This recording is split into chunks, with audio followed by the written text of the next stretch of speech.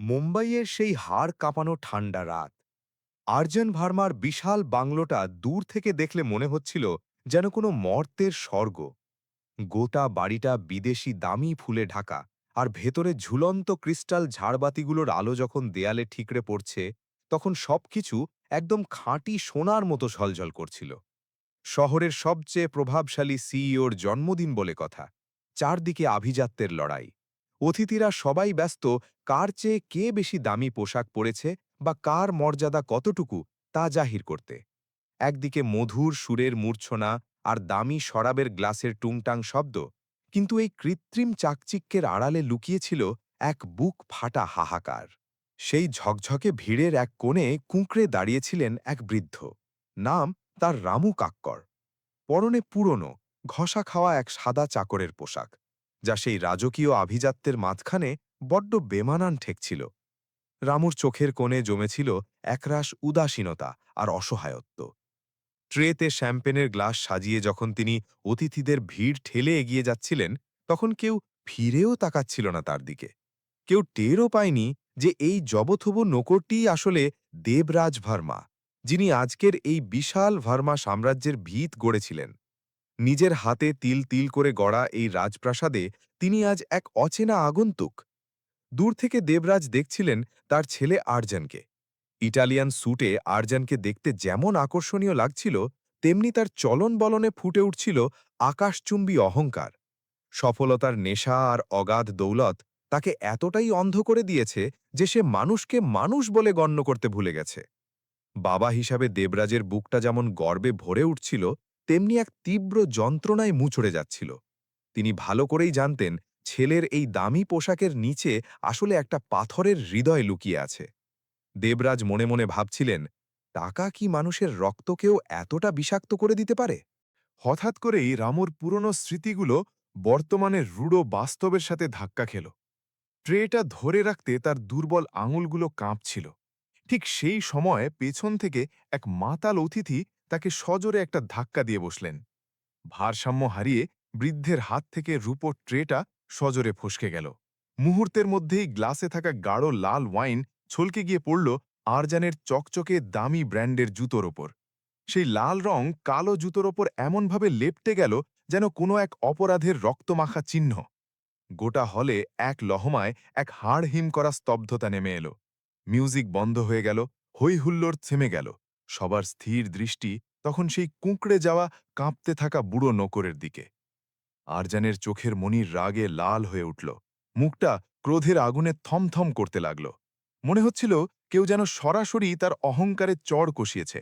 সে নিজের মুঠি শক্ত করে ধরল এবং এক খুনে দৃষ্টিতে তাকিয়ে লইল সেই অসহায় বৃদ্ধের দিকে। রামু তখন ভয়ে হাত জোড় করে কাঁপছিলেন। তোমার সাহস হয় কি করে? তুমি একটা অসভ্য, নোংরা পোকা! আরজানের বগনবিদারী চিৎকারে পুরো হলঘর কেঁপে উঠল। উপস্থিত অতিথিদের বুকও যেন ধক করে উঠল সেই শব্দে। এটা শুধু রাগ ছিল না, এই ছিল একজন গরিব মানুষের প্রতি তার পুঞ্জীভূত ঘৃণা। বৃদ্ধ রামুর চোখের কোণ ফেটে নোনতা জলের ধারা গড়িয়ে পড়ল তার কুচকানো গাল বেয়ে। আমাকে মাফ করে দিন ছোট মালিক, এটা আমার ভুল ছিল না। কেউ আমাকে পেছন থেকে ধাক্কা দিয়ে দিয়েছিল। রামু ডুঁকড়ে কেঁদে উঠে দয়ার ভিক্ষা চাইলেন। কিন্তু তার এই আর্তনাদ আরজানের পাথর হৃদয়কে বলাতে পারল না। বরং বৃদ্ধের অসহায়ত্ব দেখে তার অহংকার যেন আরও চড়ে গেল। আরজান এক বিভৎস ঘৃণায় তার পায়ের কাছে পড়ে থাকা বৃদ্ধের দিকে তাকাল। তোমার এই ফালতু দোহাই নিজের কাছে রাখো। বুড়ো, তোমার কি মনে হয় তোমার এই সস্তা মাফি দিয়ে আমার লাখ টাকার জুতোর ক্ষতিপূরণ হবে? আরজান চিৎকার করে উঠল এবং ওয়াইন মাখা পাটা রামুর ঠিক মুখের সামনে নিয়ে এলো।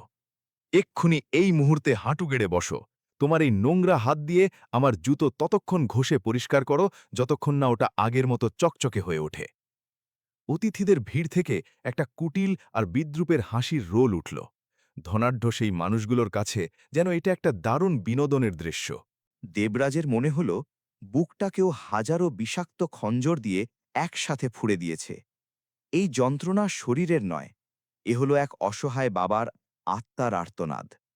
যে সন্তানকে মানুষের মতো মানুষ করতে তিনি নিজের রাতের ঘুম হারাম করেছেন, গায়ের রক্ত পানি করে তিল তিল করে এক বিশাল সাম্রাজ্য গড়ে তুলেছেন, আজ সেই ছেলেই ভরা মজলিসে তাকে এভাবে পশুর মতো অপমান করছে।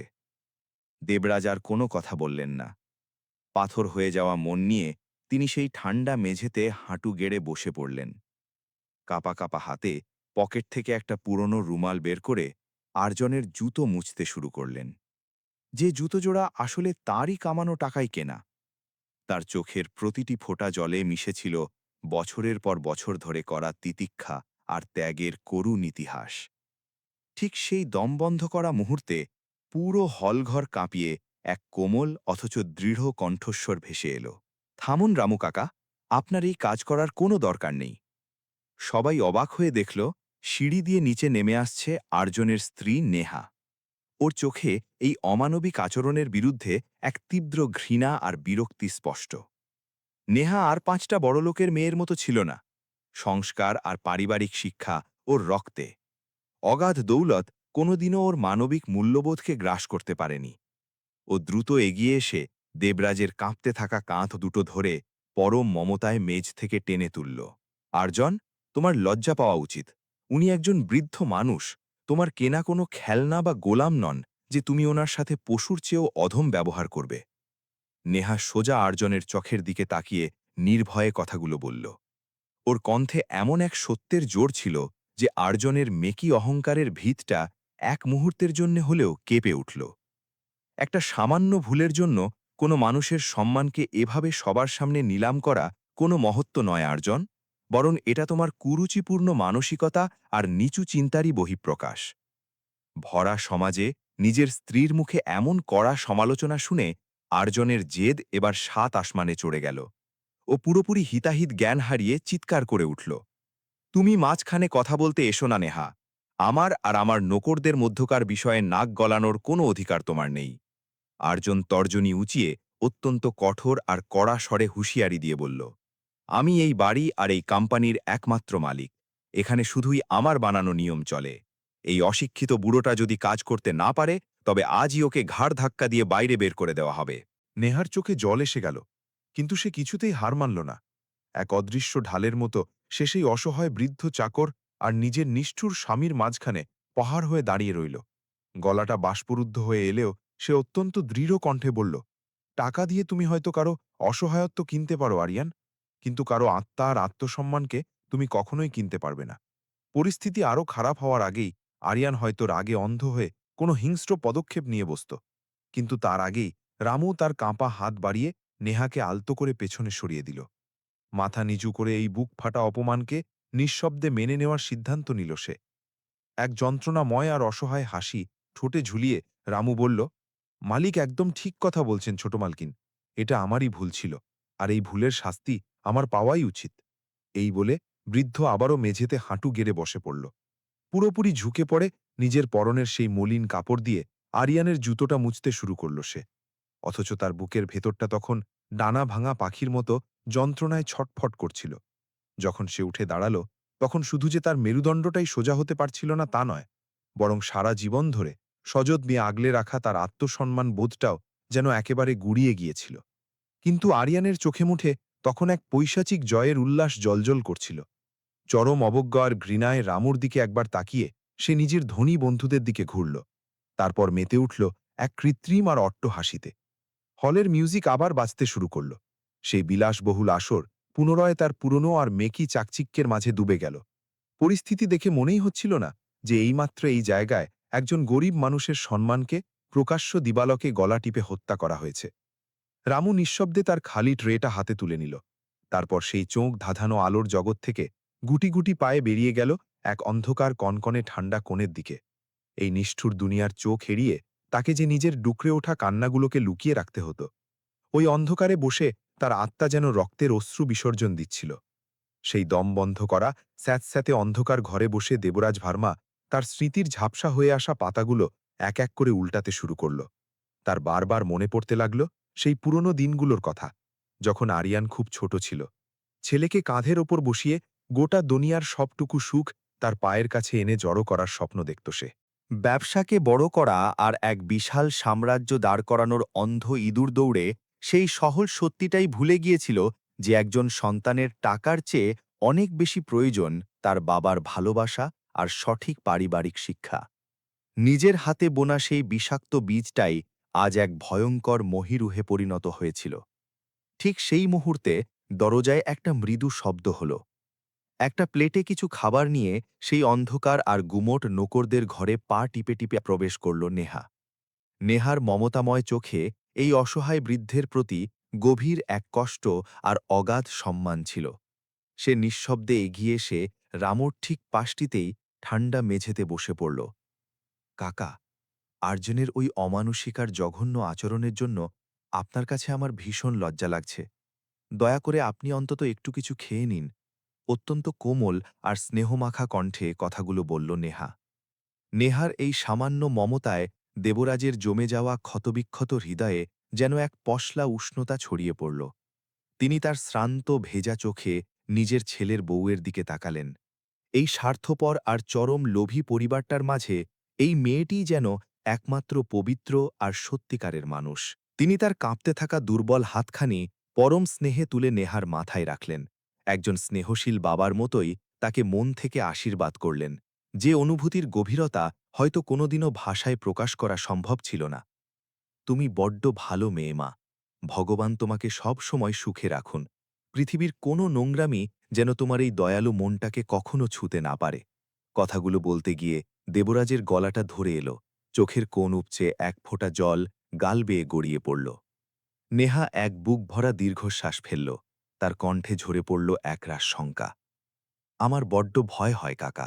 আর্জনের এই লাগাম ছাড়া অহংকার আর নিষ্ঠুরতা একদিন ওকে আর এই পুরো পরিবারটাকে ধ্বংস করে দেবে। আমাদের শাস্ত্রে তো লেখাই আছে, কর্মের ফল চক্রাকারে ফিরে আসেই। আজ আমরা যে বিষাক্ত বীজ বুনব, কাল বাধ্য হয়ে আমাদের সেই ফসলই কাটতে হবে। কথাগুলো শুনে দেবরাজ বুকের খুব গভীর থেকে এক অদ্ভুত হাসি হাসলেন। তিনি তো ভালো করেই জানতেন, এই নিষ্ঠুর, দম্ভে অন্ধ হয়ে থাকা ছেলের কর্মের ফল এবং তার চূড়ান্ত শাস্তি এই প্রাসাদের চার দেওয়ালের ভেতরেই একজন হতদরিদ্র নোকরের বেশে তার খুব কাছাকাছিই দাঁড়িয়েছিল। অন্যদিকে নিচে পার্টির হট্টগোল ততক্ষণে শেষ। আরিয়ান তার বিলাসবহুল কনকনে ঠান্ডা বেডরুমে একা দাঁড়িয়েছিল। তার এক হাতে ধরা ছিল দামি মদের একটা বড় গ্লাস, আর চোখে মুখে জ্বলছিল সেই একই অহংকারের আগুন। সেই বৃদ্ধের নুয়ে পড়া পিঠ আর গাল বেয়ে গড়িয়ে পড়া চোখের জল মনে করে আরিয়ানের ঠোঁটের কোণে এক পৈশাচিক হাসি ফুটে উঠল। ওর মনে হচ্ছিল এই পৃথিবীতে কেবল ক্ষমতা আর বৃত্তেরই জয় জয়কার। যে গরিব সে নর্দমার কীটের মতোই পিষ্ট হবে। আর এটাই একজন দাপুটে রাজার অধিকার। ক্ষমতার এই অন্ধ নেশায় ও তখন পুরোপুরি হিতাহিত জ্ঞানশূন্য। বাইরে রাত যত গভীর হচ্ছিল, হাবেলিটার ওপর এক অশরীরী নিস্তব্ধতা যেন চেপে বসছিল। দেবরাজ তার শ্রান্ত চোখ দুটো বুজে এক কঠোর সংকল্প করলেন। ছেলেকে মানুষ করার জন্য এই নির্মম খেলাটা খেলতেই হবে। আরিয়ানকে মনুষ্যত্ব আর জীবনের আসল মানে শেখাতে যদি তাকে আরও অনেক যন্ত্রণাদায়ক অপমান সহ্য করতে হয়, তবুও তিনি পিছু হটবেন না। আগামীকাল এক নতুন অগ্নি পরীক্ষার দিন। পরদিন ভোরের আলোয় মুম্বাই শহর ঝলমল করে উঠলেও ভার্মা গ্রুপের সুউচ্চ হেডকোয়ার্টারের ভেতরটা যেন এক গুমোট আধারে ঢাকা।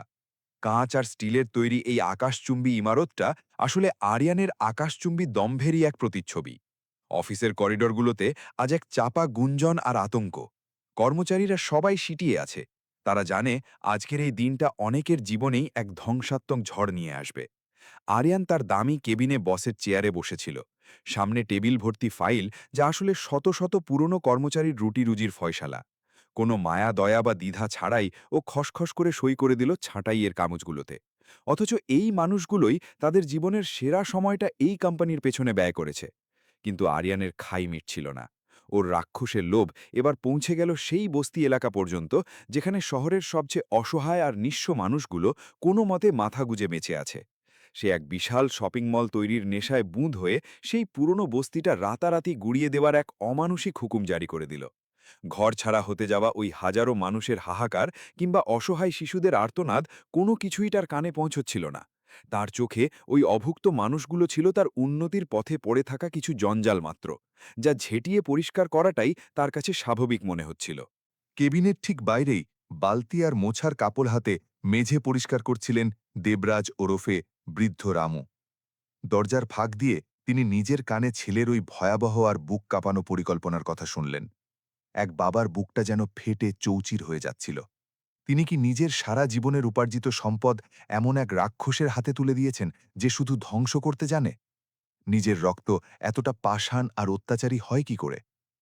দেবরাজের মনের পর্দায় তখন অতীত এক তিক্ত আর বিষাদময় সিনেমার মতো ভেসে উঠতে লাগল। তার মনে পড়ল, যৌবনে টাকা উপার্জনের নেশায় তিনি নিজেও তো অন্ধ ছিলেন। আরিয়ানকে দুনিয়ার সব দামি দামি খেলনা আর আভিজাত্য এনে দিয়েছিলেন ঠিকই, কিন্তু সেই সময় আর ভালোবাসা দিতে পারেননি, যা একটা শিশুর সুস্থভাবে বেড়ে ওঠার জন্য সবচেয়ে জরুরি ছিল। আজ তার সেই ছেলে টাকার দাসে পরিণত হয়ে নিজের ভেতরের সবটুকু মনুষ্যত্ব বিসর্জন দিয়েছে। রামু আর সইতে পারলেন না।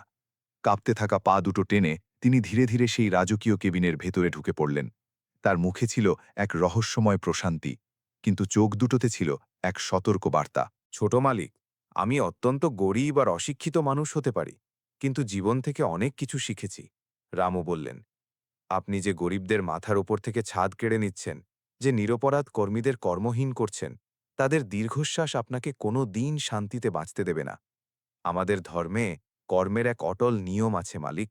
আমরা অন্যকে যা দেই, তা সুখ হোক বা দুঃখ, সেটা বহু গুণ হয়ে একদিন আমাদের কাছেই ফিরে আসে। এই অহংকার আর লোভ দয়া করে ত্যাগ করুন। রামুর মুখ থেকে এই তিক্ত সত্য আর উপদেশের বাণী শুনে আর্জনের অহংকারে যেন কেউ বিষাক্ত তীরের ফলা বিধিয়ে দিল। সামান্য এক নোকরের এত স্পর্ধা যে সে শহরের সবচেয়ে বড় সিইওকে তার নিজের অফিসে দাঁড়িয়ে জীবন আর কর্মের পাঠ পড়ায়। আর্জন এক মুহূর্তও ভাবল না। এক লাফে এগিয়ে গিয়ে নিজের সর্বশক্তি দিয়ে বৃদ্ধ রামুর দুর্বল গালে এক সজোরে চড় কষিয়ে দিল। সেই চড়ের শব্দ এতটাই ভয়াবহ ছিল যে বাইরে কাজ করা কর্মচারীদের বুক এক পলকের জন্য ধক করে উঠল। সেই জরাজীর্ণ শরীরটা ওই প্রচণ্ড আঘাত সইতে পারল না। রামু টাল সামলাতে না পেরে ঠান্ডা আর শক্ত মার্বেল মেঝের ওপর আছড়ে পড়লেন। তার ঠোঁটের কোণ ফেটে রক্তের একটা সরু ধারা গড়িয়ে পড়ল। যন্ত্রণায় তার সারা শরীর থরথর করে কাঁপছিল, কিন্তু সেই শারীরিক কষ্টের চেয়েও অনেক বড় আর গভীর ক্ষত তখন তার অন্তরে। নিজের গর্ভজাত সন্তান, যাকে সে প্রাণের চেয়েও বেশি ভালোবেসে আগলে রেখেছিল, আজ সে নিজের বাবার গায়ে হাত তুলল। একজন বাবার এর চেয়ে বড় পরাজয় আর কি হতে পারে?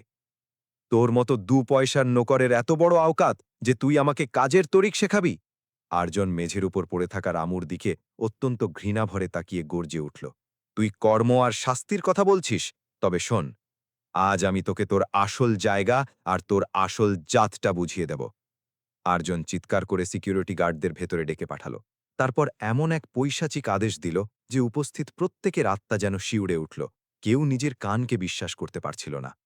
এই অশিক্ষিত বুড়োটাকে এই মুহূর্তে টেনে হিচড়ে নিয়ে যাও কর্মচারীদের সবচেয়ে নোংরা টয়লেটটাতে। আর্জন দরজার দিকে আঙ্গুল উঁচু করে হুঙ্কার দিল। আজ এই পুরো দুর্গন্ধময় শৌচাগারটা ও পরিষ্কার করবে। কোনো ব্রাশ বা দস্তানা ব্যবহার করা চলবে না। শুধু নিজের খালি হাত দিয়ে ঘষে ওটা চকচকে করতে হবে। যদি এক কোণেও এক বিন্দু ময়লা আমি পাই, তবে আজই ঘাড় ধাক্কা দিয়ে ওকে কোম্পানি থেকে আজীবনের জন্য বের করে দেব। গার্ডরা রামুর বাহু ধরে পশুর মতো হেঁচড়াতে হেঁচড়াতে বাইরের দিকে নিয়ে গেল। কর্মচারীদের সেই পাবলিক টয়লেটটা ছিল ভীষণ নোংরা, স্যাঁতসেঁতে আর উৎকট দুর্গন্ধে ভরা। সেখানে শ্বাস নেওয়াও যেন দায়। রামুকে ভেতরে সজোরে ধাক্কা দিয়ে ফেলে দিয়ে গার্ডরা বাইরে থেকে দরজা আটকে দিল। ভেতরে সেই অন্ধকার ঘরটা যেন আর্জনের কালচে আর কুটিল হৃদয়ের মতোই ভয়াবহ লাগছিল। রামু ধীরে ধীরে মেঝে থেকে উঠে দাঁড়ালেন। ফুলে ওঠা চোখ দিয়ে সেই জঘন্য নোংরা আর পচা আবর্জনার স্তূপ দেখলেন তিনি। তার কাঁপতে থাকা হাত দুটো যখন সেই বিষ্ঠা আর নোংরা মেঝের দিকে এগিয়ে গেল, তখন চোখের বাঁধ ভেঙে এক তীব্র অশ্রুধারা নেমে এলো। এই চোখের জল নিজের অপমানের জন্য নয়, কিংবা এই ঘৃণ্য কাজটার জন্য নয়, বরং এ ছিল তার সন্তানের চরম অধঃপতনের জন্য এক বাবার হাহাকার। দেবরাজ ভার্মা, যিনি এই বিশাল সাম্রাজ্যের একচ্ছত্র অধিপতি এবং প্রতিষ্ঠাতা, আজ তার নিজের ছেলের অন্ধ অহংকারের কারণে একটা নরকতুল্য শৌচাগার নিজের খালি হাতে পরিষ্কার করতে বাধ্য হচ্ছিলেন। মেঝে ঘষতে ঘষতে দেবরাজ ডুকরে কেঁদে উঠলেন। তার মনে হচ্ছিল তিনি মেঝের ময়লা নয়, বরং আর্জনের আত্মায় লেগে থাকা জমাট বাঁধা অন্ধকারকে ধুয়ে ফেলার এক ব্যর্থ ও যন্ত্রণাদায়ক চেষ্টা করছেন। আমি কোথায় ভুল করেছিলাম? হে ঈশ্বর, আমি এমন কি পাপ করেছি যার জন্য আমাকে আর আমার ছেলেকে আজ এই শাস্তি ভোগ করতে হচ্ছে? দেবরাজের বুকের ভেতরটা যেন চিৎকার করে ফেটে যেতে চাইছিল। আর্জনকে একজন সফল আর বড় মানুষ হিসেবে গড়ে তোলার জন্য তিনি দুনিয়ার সমস্ত ঐশ্বর্য পায়ে এনে জড়ো করেছিলেন, কিন্তু তাকে একজন ভালো মানুষ হিসেবে গড়ে তুলতে তিনি পুরোপুরি ব্যর্থ হয়েছেন। তার সেই অগাধ ধনসম্পদই আজ ছেলের জীবনে কাল হয়ে দাঁড়িয়েছে, যা ওর বিচারবুদ্ধি আর হিতাহিত জ্ঞান পুরোপুরি কেড়ে নিয়েছে। একজন বাবার জন্য এর চেয়ে বড় আক্ষেপ আর কি হতে পারে, যখন সে নিজের চোখের সামনে নিজের সন্তানকে একটা দানবে পরিণত হতে দেখে? দেবরাজের হাতে নোংরা আর রাসায়নিকের প্রভাবে ঘা হয়ে গিয়েছিল। পচা জলের কারণে চামড়া জ্বলে পুড়ে যাচ্ছিল, কিন্তু তিনি এক মুহূর্তের জন্য থামলেন না।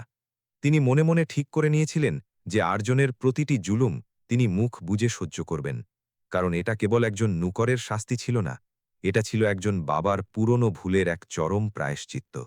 ওদিকে আর্জুন তার বিলাসবহুল কেবিনে ফিরে গিয়ে রাজকীয় মেজাজে চেয়ারে গা এলিয়ে বসল। নিজের জন্য দামি মদের গ্লাস সাজিয়ে এক পৈশাচিক জয়ের তৃপ্তি নিয়ে তাতে চুমুক দিতে লাগল। ওর মনে হচ্ছিল ও বুঝি এক বিশাল যুদ্ধে জিতে গেছে এবং এক তুচ্ছ গরিবের কণ্ঠস্বর চিরতরে স্তব্ধ করে দিয়েছে। ঠিক সেই সময় আর্জনের ধূর্ত বিজনেস পার্টনার বিক্রম সেখানে হাজির হল। আর্জনের এই অমানবিক নিষ্ঠুরতার কথা শুনে সে বাহবা দিয়ে অট্টহাসিতে মেতে উঠল। একদম ঠিক কাজ করেছ দোস্ত। এই অশিক্ষিত আর নিচুতলার মজুরগুলোকে একটু আশকারা নিলেই ওরা মাথায় চড়ে বসে, তখন সরাসরি তোমার ঘাড় মটকানোর চেষ্টা করবে। বিক্রম তার চাটুকারিতা আর বিষাক্ত গলায় আর্জনের মনে আরও বিষ ঢালতে ঢালতে বলল, এই সব লোকের ওপর দয়া দেখাতে নেই। আমাদের নতুন শপিং মলের প্রজেক্টটা যেভাবেই হোক দ্রুত শেষ করতে হবে।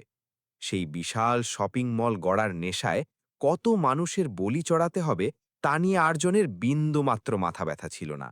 ও বিক্রমের কথায় সায় দিয়ে মাথা নাড়ল, কিন্তু আর্জুন একবারের জন্য টের পেল না যে যাকে ও নিজের সবচেয়ে বড় হিতৈষী আর বিশ্বস্ত সঙ্গী ভাবছে, সেই বিক্রম আসলে ওর পিঠের পেছনে এক ভয়াবহ মরণজালের নকশা তৈরি করছে। বিক্রমের শকুনি নজর ছিল আসলে আর্জনের ওই বিশাল ধনসম্পত্তির ওপর। ও খুব সূক্ষ্মভাবে আর্জনের এই অন্ধ অহংকার আর আভিজাত্যের নেশাকে ব্যবহার করছিল। আর্জুন নিজের ক্ষমতা আর আভিজাত্যের নেশায় এতটাই বুঁদ হয়েছিল যে ওর চারপাশ ঘিরে থাকা এই মরণ ফাঁদের আঁচটুকুও ওর গায়ে লাগছিল না। ঘণ্টার পর ঘণ্টা সেই অমানবিক আর যন্ত্রণাদায়ক হাড়ভাঙা খাটুনির পর দেবরাজ তার রক্তাক্ত আর ক্ষতবিক্ষত হাত দিয়ে পুরো শৌচাগারটা সাফ করলেন। তার সারা শরীর ঘামে আর দুর্গন্ধযুক্ত নর্দমার জলে একাকার হয়ে গিয়েছিল। হাঁপাতে হাঁপাতে তিনি কোনো মতে এসে দাঁড়ালেন আর্জনের কেবিনের সামনে। আর্জন ওর বাবার সেই ধুলো মাখা জীর্ণ চেহারা আর দয়ালু চোখের কোণে জল দেখে এক বীভৎস ঘৃণার হাসি হাসল। আশা করি নিজের আসল জাতটা এবার অন্তত হাড়ে হাড়ে বুঝেছিস বুড়ো। আর্জন অত্যন্ত শীতল আর নির্দয় গলায় হুঁশিয়ারি দিয়ে বলল, এটা তো কেবল শুরু, একটা ছোট্ট ট্রেলার দেখালাম তোকে। এরপর যদি আমার কোনো সিদ্ধান্তে জবানদরাজ করার সাহস দেখাস, তবে তোর বাকি জীবনটা আমি জ্যান্ত নরক বানিয়ে দেব। দেবরাজ একটি শব্দ উচ্চারণ করলেন না, শুধু এক বুক হাহাকার নিয়ে নিজের মাথাটা শান্তভাবে নুইয়ে দিলেন। তিনি খুব ভালোভাবেই জানতেন এই মুহূর্তে আর্জনের সাথে কোনো তর্কে জড়ানো মানে অরণ্যের রদন করা। আর্জনের বিবেকের ওপর অহংকার আর অর্থের যে নিরেট পর্দা পড়ে আছে তা এত সহজে সরার নয়। দেবরাজ বুঝলেন ছেলেকে সঠিক পথে ফেরাতে হলে তাকে আরও অনেক তিক্ত বিষ পান করতে হবে এবং এক প্রলয়ঙ্করী ঝড়ের মুখোমুখি হওয়ার জন্য তৈরি থাকতে হবে। সাজবেলা গড়িয়ে যখন রাত নামল, দেবরাজ ওরফে রামু তখন ক্লান্তিতে একেবারে ভেঙে পড়েছেন। শরীর আর চলছিল না, তবুও ধীর পায়ে তিনি সেই বিশাল হাবেহির দিকে ফিরছিলেন। শরীরের প্রতিটি হাড় যন্ত্রণায় চিৎকার করছিল, আর হাতের সেই গভীর ক্ষতগুলো বারবার মনে করিয়ে দিচ্ছিল নিজের ছেলের পৈশাচিক নিষ্ঠুরতার কথা। তবে শরীরের এই তীব্র দাহনের চেয়েও তাকে বেশি পুড়িয়ে মারছিল আর্জনের অন্ধকার ভবিষ্যৎ। বিনাশের যে পথে আর্জুন হাঁটছে সেই গর্তের কিনারে সে খুব দ্রুত পৌঁছে যাচ্ছে। সময় বড্ড কম। হাবেলির পেছনের দরজায় নেহা খুব অস্থিরভাবে রামু কাকার পথ চেয়ে দাঁড়িয়েছিল। যখন সে দেবরাজের এই জরাজীর্ণ আর রক্তাক্ত অবস্থা দেখল, তার পায়ের তলা থেকে যেন মাটি সরে গেল। দুচোখ ফেটে কান্নার ঢল নামল নেহার। সে দৌড়ে কাছে গিয়ে দেবরাজের সেই ক্ষতবিক্ষত আর রক্তমাখা হাত দুটো নিজের হাতের মুঠোয় নিল। কান্নায় ভেঙে পড়ে সেই রক্তাক্ত হাতে পরম মমতায় চুমু খেল সে। নেহা ভালো করেই জানত তার পাষাণ হৃদয়ের স্বামী আর্জন ছাড়া আর কারও পক্ষে এমন অমানসিক কাণ্ড ঘটানো সম্ভব নয়। কাকা, এ কি অবস্থা আপনার? ওই পাষাণ মানুষটা আপনার সাথে পশুর চেয়েও অধম ব্যবহার করল। নেহা কাঁদতে কাঁদতে একটা ফার্স্ট এইড কিট বের করে অত্যন্ত সাবধানে আর গভীর মমতায় দেবরাজের ক্ষতগুলোতে ওষুধ লাগিয়ে দিতে লাগল। সেই কালরাত্রিতে নেহার এই সামান্য মানবিকতা আর করুণাটুকুই ছিল দেবরাজের ক্ষতবিক্ষত হৃদয়ের একমাত্র মলম। তার মনে একটু হলেও স্বস্তি ফিরল এই ভেবে যে এই চরম স্বার্থপর আর অকৃতজ্ঞ পরিবারে অন্তত একটা মানুষ এখনো ধর্ম আর মনুষ্যত্বকে বাঁচিয়ে রেখেছে। রাত যত গভীর হচ্ছিল, মুম্বাই শহরের সেই চোখ ধাঁধানো আলো যেন আর্জনের আসন্ন পতনের উপহাস করছিল। দেবরাজ এবার পুরোপুরি নিশ্চিত হলেন যে নিয়তির সেই অমোঘ আর ন্যায়নিষ্ঠ চাকা ঘুরতে শুরু করেছে। আর্জনের এই ফাঁপা আর বৃত্তের ওপর দাঁড়িয়ে থাকা সাফল্যের ইমারত তাসের ঘরের মতো ভেঙে পড়ার অপেক্ষায়। আর যখন সেই ভয়াবহ পতন ঘটবে, তখন এক বাবা হিসেবে তিনি সেখানেই দাঁড়িয়ে থাকবেন, হয়তো ধ্বংসস্তূপ থেকে নতুন কিছু গড়ে তোলার শেষ চেষ্টায়। আর্জনকে এক নতুন মানুষ হিসেবে গড়ে তোলার যে শেষ সুযোগ, সময়ের চাকা এখন সেই পরিণতির দিকেই ঘুরতে শুরু করেছে। আর্জনের প্রতিটি নিষ্ঠুর সিদ্ধান্তের ভয়াবহ ফল এখন একে একে সামনে আসতে লাগল। শেয়ার বাজারে ভার্মা গ্রুপের শেয়ারের দর হু হু করে পড়তে শুরু করেছে, আর বিনিয়োগকারীদের মধ্যে হাহাকার পড়ে গেছে। যে পুরনো আর অভিজ্ঞ কর্মীদের আর্জন তুচ্ছতাচ্ছিল্য করে বের করে দিয়েছিল, তাদের অভাবে কোম্পানির চাকা স্থবির হয়ে গেছে। চারদিকে শুধু লোকসান আর চরম হতাশার এক বিভীষিকাময় চিত্র ফুটে উঠছিল। এই চরম উত্তেজনার মাঝে আর্জনের জন্য অপেক্ষা করছিল আরও এক বজ্রপাত। তার প্রাণের বন্ধু আর বিজনেস পার্টনার বিক্রম, যাকে সে চোখ বুজে ভরসা করত, সে এক ভয়ঙ্কর বিশ্বাসঘাতকতা করল। অত্যন্ত চতুরতার সাথে বিক্রম কোম্পানির সব গুরুত্বপূর্ণ প্রজেক্ট আর কোটি কোটি টাকা নিজের বিদেশি ব্যাংক অ্যাকাউন্টে সরিয়ে নিয়েছে। যখন আর্জন এই চক্রান্ত আর গদ্দারি টের পেল, তখন তার পায়ের নিচ থেকে মাটি সরে গেল। ও পুরোপুরি নিঃসার হয়ে গেল। আর্জন পাগলের মতো অফিসের কেবিনে এদিক ওদিক ছুটছিল আর বিক্রমকে অনবরত ফোন করার চেষ্টা করছিল, কিন্তু সেই নম্বর চিরতরে বন্ধ হয়ে গেছে। বিক্রম দেশ ছেড়ে অনেক দূরে পালিয়ে গেছে। আর্জনের সেই বিশাল সাম্রাজ্য, জানিয়ে ওর এত দম্ভ ছিল, তা এখন তাসের ঘরের মতো হুড়মুড় করে ভেঙে পড়ছে। ব্যাংক কর্মকর্তা আর বিনিয়োগকারীদের রাগান্বিত ফোন অনবরত আসছে। কোম্পানি এখন দেউলিয়া হওয়ার দোরগোড়ায়। সে রাতে মুম্বাই শহরে এক প্রলয়ঙ্করী ঝড় নেমে এলো। আকাশ ভেঙে যেন বিপদ ঝরে পড়ছিল।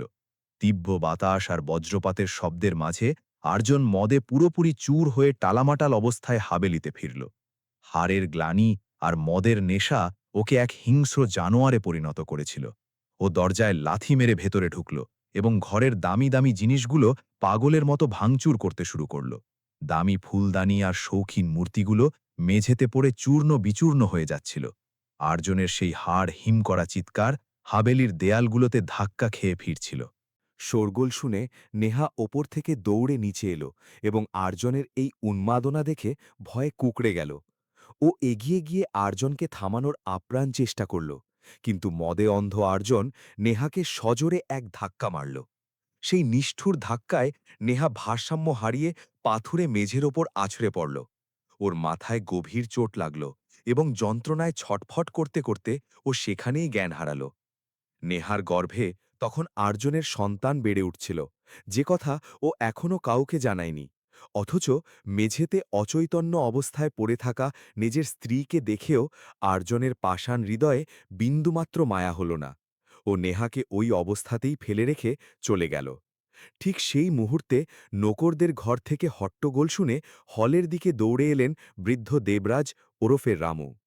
যখন তিনি নিজের আদরের পুত্রবধূ নেহাকে এভাবে রক্তাক্ত আর অচৈতন্য অবস্থায় পড়ে থাকতে দেখলেন, বৃদ্ধ দেবরাজের বুকের ধড়কন যেন এক মুহূর্তের জন্য থেমে গেল।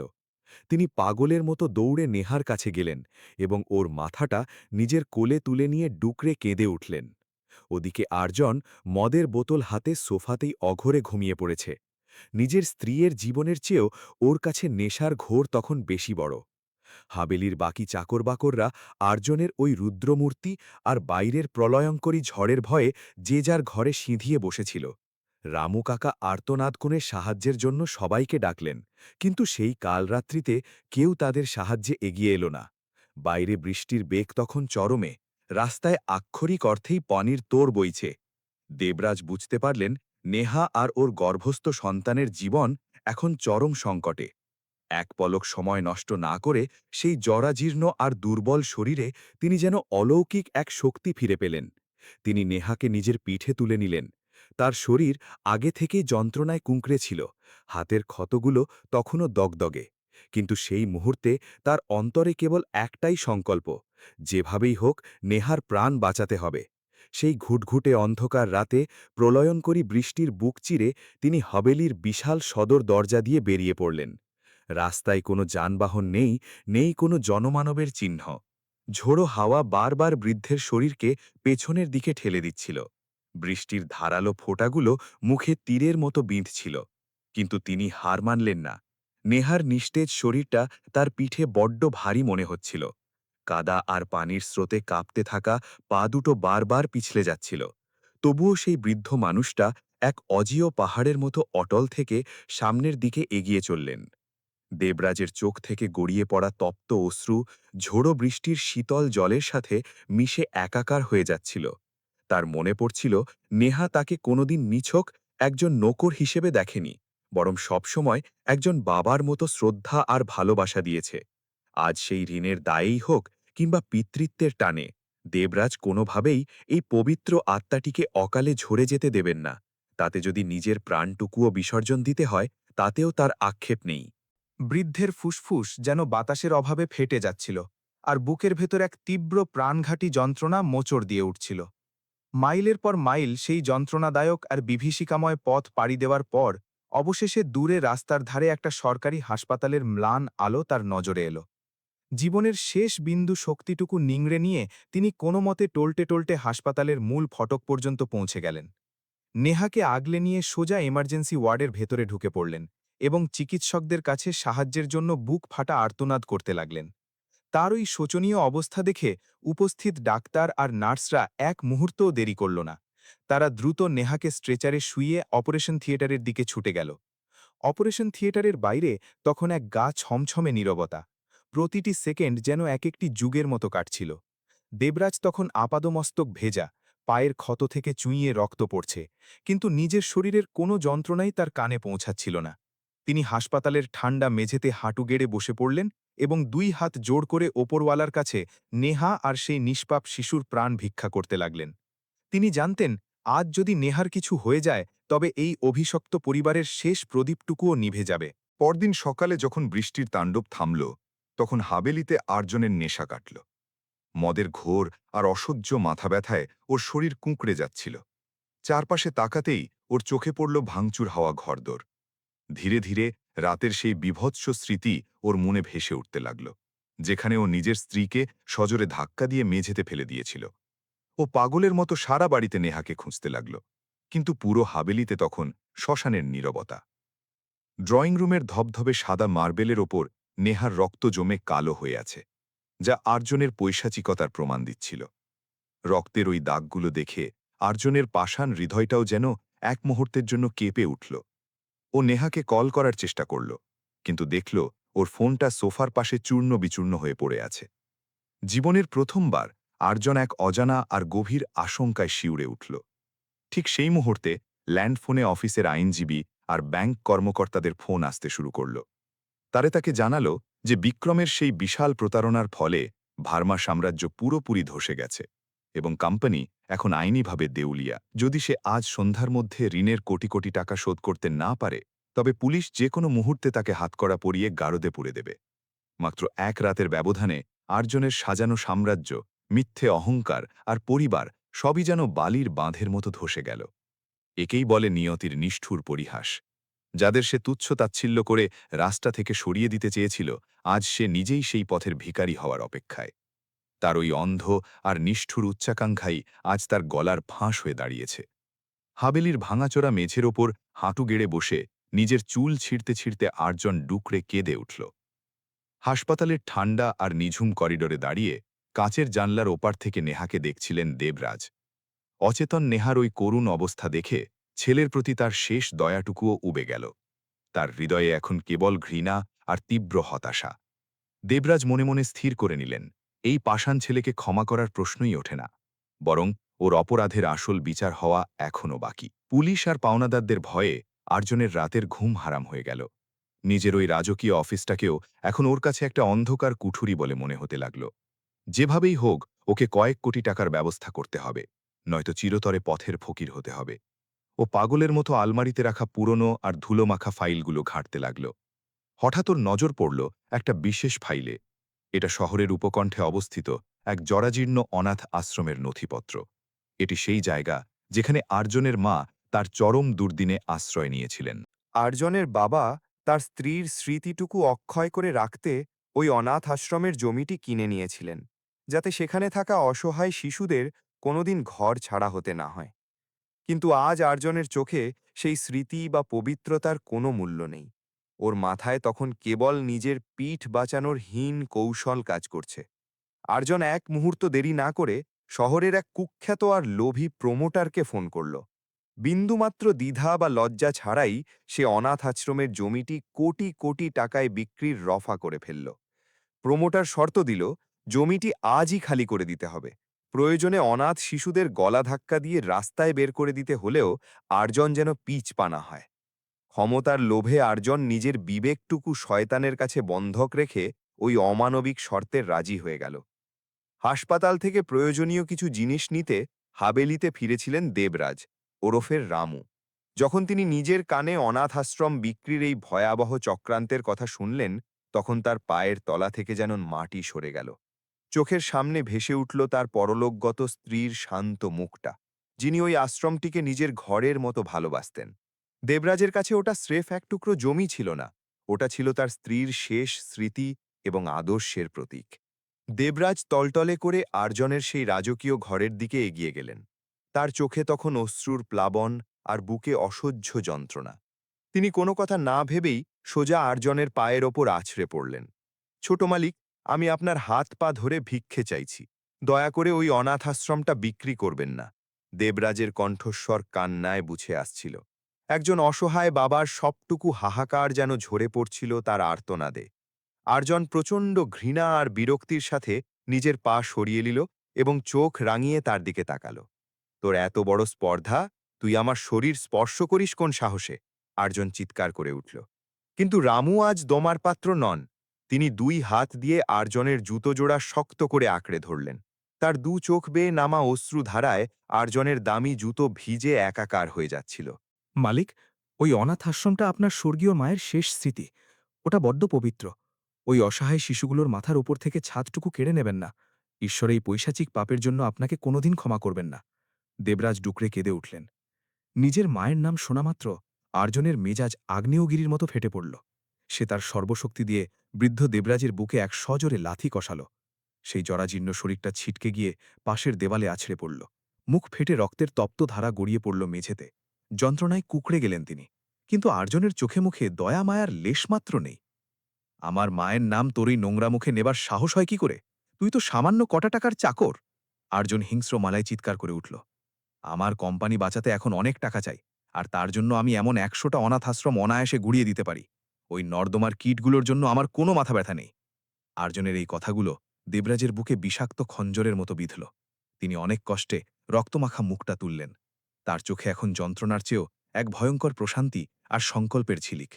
একজন বাবার মমতার জাল আজ ছিঁড়ে গেল। সম্পত্তির এই অন্ধ মোহ তোমাকে একটা রাক্ষসে পরিণত করেছে আর্জন। একদিন এই লোভের আগুনেই তুমি নিজে পুড়ে ছাই হয়ে যাবে। সেদিন তোমাকে বাঁচানোর মতো পাশে একটা মানুষও থাকবে না। দেবরাজ শান্ত কিন্তু দৃঢ় গলায় অভিশাপ দিলেন। সামান্য এক চাকরের মুখে নিজের ধ্বংসের কথা শুনে আর্জন হিতাহিত জ্ঞান হারাল। ও হিংস্র পশুর মতো দেবরাজের কলার চেপে ধরে টেনে হিচড়ে সদর দরজার দিকে নিয়ে চলল। বাইরে তখন আবার কালো মেঘে আকাশ ঢেকে গেছে। শুরু হয়েছে প্রচণ্ড বৃষ্টি। আর্জন সেই জরাজীর্ণ আর রক্তাক্ত শরীরটাকে পাজাকোলা করে তুলে নিয়ে প্রলয়ঙ্করী ঝড় আর কনকনে বৃষ্টির মধ্যে রাস্তার মাঝখানে আছড়ে ফেলল। বেরিয়ে যা আমার বাড়ি থেকে! আমার চোখের সামনে থেকে চিরতরে দূর হ! আর্জনের সেই কর্কশ কণ্ঠস্বর আকাশের মেঘের গর্জনের সাথে মিশে গিয়ে এক বিভীষিকাময় পরিবেশ তৈরি করল।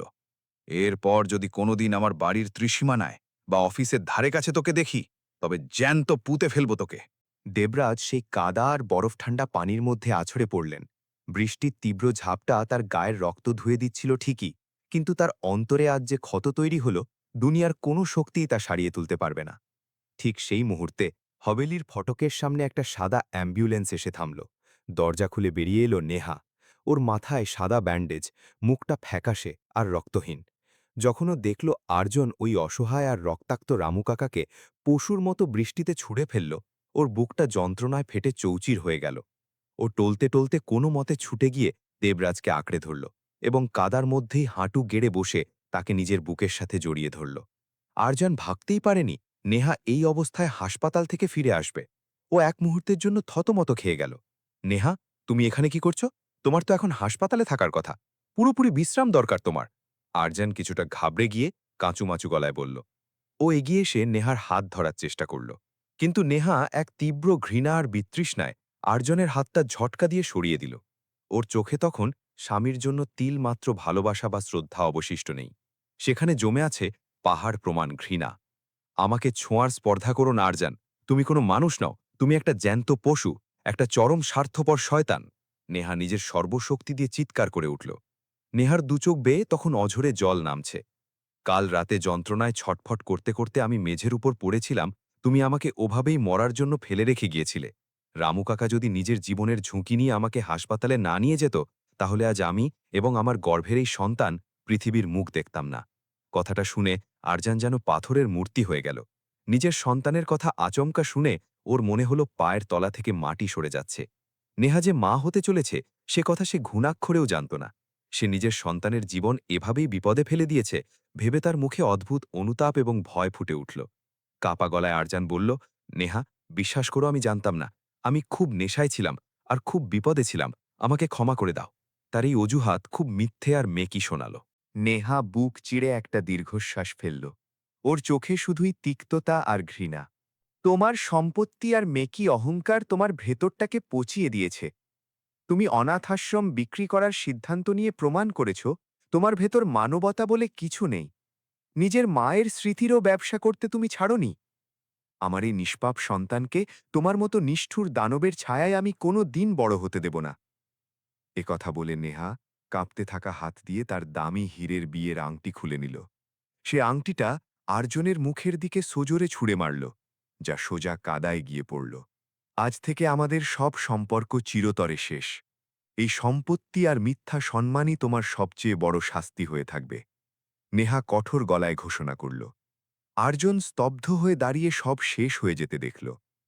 নেহা ভালোবাসা ও সম্মানের সাথে রামু কাকার হাত ধরল এবং তার পুরো শক্তি দিয়ে চিৎকার করে উঠল।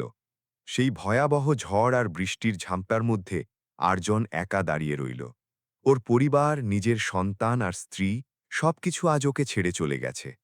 ও অপলক চোখে চেয়ে রইল কাদায় পড়ে থাকা ওই হীরের আংটিটার দিকে। নিজের জীবনে এর আগেও কোনো দিন এমন হাড় হিম করা একাকিত্ব অনুভব করেনি। হঠাৎ আকাশ চিরে বিদ্যুৎ চমকাল, আর পরক্ষণেই ওর ওই আলিশান হাভেলির সব আলো দপ করে নিভে গেল। ঘোর অন্ধকারের মধ্যে আর্জন হাঁটু গেড়ে ধপ করে বসে পড়ল। ও ডুকরে কেঁদে উঠল, কিন্তু বৃষ্টির গর্জনে ওর সেই কান্নার শব্দটুকুও হারিয়ে গেল। ওর দম্ভের প্রাসাদ আজ আক্ষরিক অর্থেই ধুলোয় মিশে গেছে। কিন্তু আর্জন জানত না যে আসল ঝড়টা অফিসের ডেস্কে ওর জন্য অপেক্ষা করছে।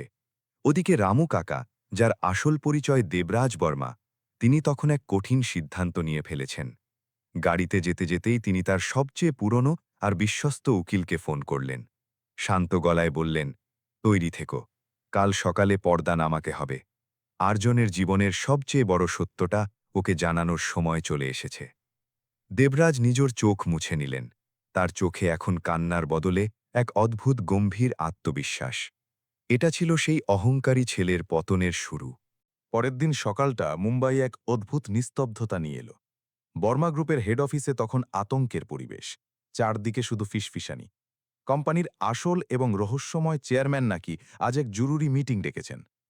আর্জনের জন্য এটা ছিল এক মস্ত বড় ধাক্কা, কারণ যে মানুষটার দয়ায় ও আজ এই ক্ষমতার চেয়ার ভোগ করছে সেই মালিককে ও কোনোদিন চোখে দেখেনি।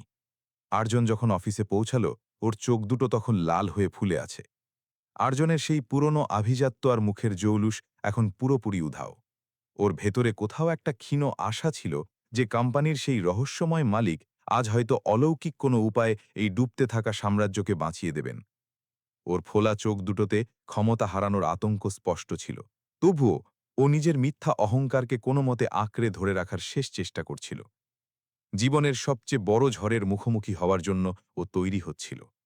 বর্মা গ্রুপের বোর্ডরুমে তখন এক দমবন্ধকর নিস্তব্ধতা। বড় বড় শেয়ার হোল্ডাররা গম্ভীর মুখে বসেছিলেন। আর্জন ওর সিইওর চেয়ারটাকে এমনভাবে চেপে ধরেছিল যেন ওটা ওর শরীরেরই একটা অংশ। ভয়ের চোটে ওর শরীর থরথর করে কাঁপছিল। ও জানত বিক্রমের জালিয়াতি আর লোকসানের দায়ে আজ ওর মুকুট খসে পড়বে। আর্জন কাঁপতে থাকা হাত দিয়ে টেবিলটা শক্ত করে ধরল আর শুকনো ঠোঁটে জিভ বোলাল।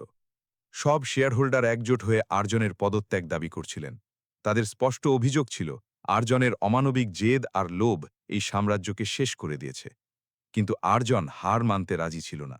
ও পাগলের মতো চিৎকার করে উঠল, আপনারা আমাকে এই চেয়ার থেকে সরাতে পারবেন না। আমার ক্ষমতা ভুলে গেছেন?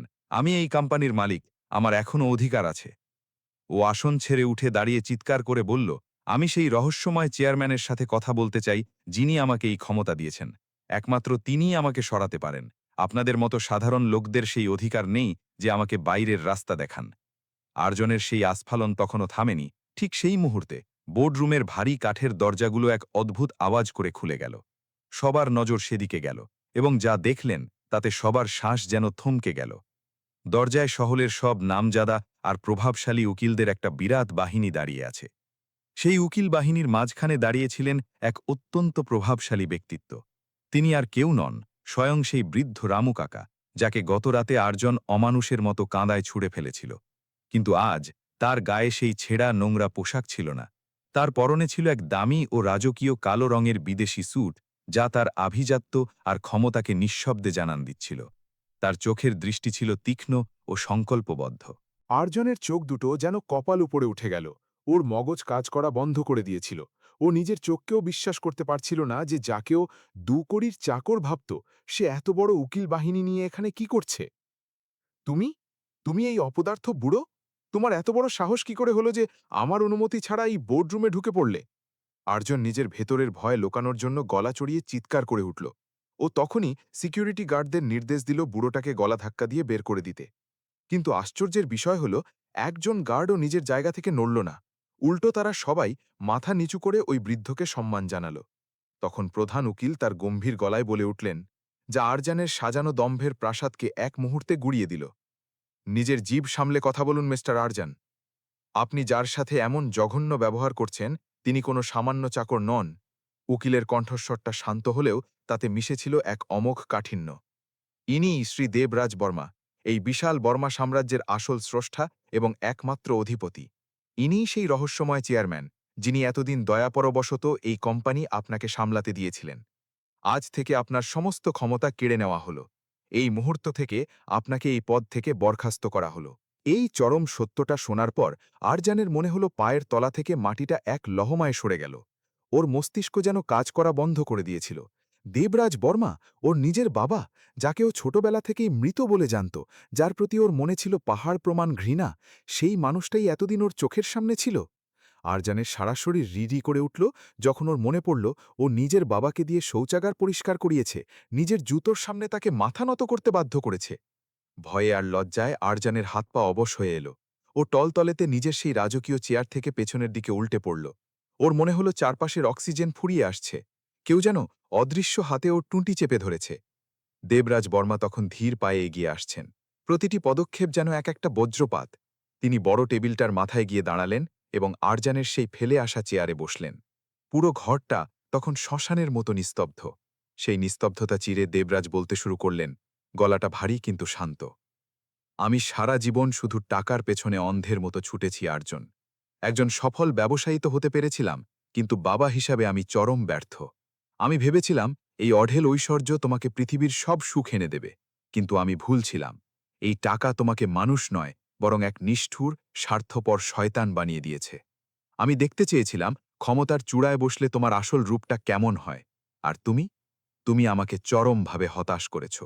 আর্জনের চোখ দিয়ে তখন তপ্ত অশ্রু ঝরছে। ওর গাল বেয়ে নামা সেই নোনা জলের ধারা যেন ওর সমস্ত পাপ আর অহংকার ধুয়ে দিচ্ছিল। আর্জনের সেই মেকি দম্ভ আর অহংকার তখন নিজের বাবার সামনে ধুলোয় মিশে গেছে। সে হামাগুড়ি দিয়ে দেবরাজের কাছে গেল এবং তার পায়ে মাথা রেখে অঝরে কাঁদতে লাগল। আমাকে মাফ করে দেন বাবা, আমি টাকার নেশায় পুরো অন্ধ হয়ে গিয়েছিলাম। আপনার সাথে আমি যা করেছি তা চরম পাপ। আর্জন তখন গুমড়ে গুমড়ে কাঁদছে। দেবরাজের চোখও ভিজে এলো, কিন্তু তিনি আর্জনকে নিজের পা থেকে সরিয়ে দিলেন। এই কান্না আর নাটক এখন আর কোনো কাজে আসবে না আর্জন। তুমি শুধু আমাকে অপমান করনি, তুমি ওই গরিব শ্রমিকদের, অফিসের সাধারণ কর্মীদের আর ওই অনাথ আশ্রমের নিষ্পাপ শিশুদের আত্মাকেও পিষে মেরেছ।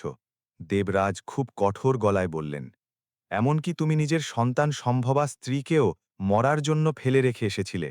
তোমার কর্মফল আজ তোমার সামনে দাঁড়িয়ে আছে। মানবতার বিরুদ্ধে তুমি যে অন্যায় করেছ তা আমি কোনো দিন ক্ষমা করতে পারব না। দেবরাজ এবার তার চূড়ান্ত সিদ্ধান্ত শোনালেন। আজ থেকে এই কোম্পানি, বাড়ি বা কোনো সম্পত্তিতে আর্জনের কোনো অধিকার নেই। তিনি তার সব ধন সম্পদ নেহা এবং তার অনাগত নাতির নামে লিখে দিয়েছেন। আর্জন এখন আর বর্মা গ্রুপের সিইও নয়, সে এখন এক সাধারণ ভিখারি। আর্জনের মনে হল কেউ যেন ওর বুকে একটা ধারালো ছুরি বসিয়ে দিয়েছে।